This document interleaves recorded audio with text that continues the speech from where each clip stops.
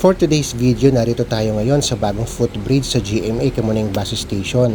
Dati, kilala ito bilang Mount Kamuning na inaakyat ng ating mga kababayan, isang mataas na hagdan at delikado.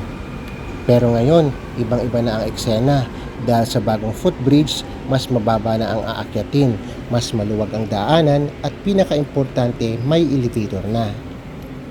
Hindi na kailangang pahirapan ang sarili lalo na ang mga senior at PWD. Habang naglalakad ka dito sa bagong footbridge, mapapansin mo agad ang pagbabago. Mas maliwanag, mas maliwalas at mas organisado. Diretso na rin ang access papunta sa busway at MRT station. Mas mabilis, mas efficient.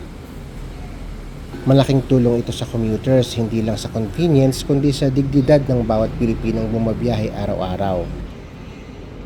Pero syempre, hindi pa rin mawawala ang challenge. Traffic, dami ng tao at ang araw-araw na laban sa kalsada. Huwag kalimutang mag-like, subscribe, and share.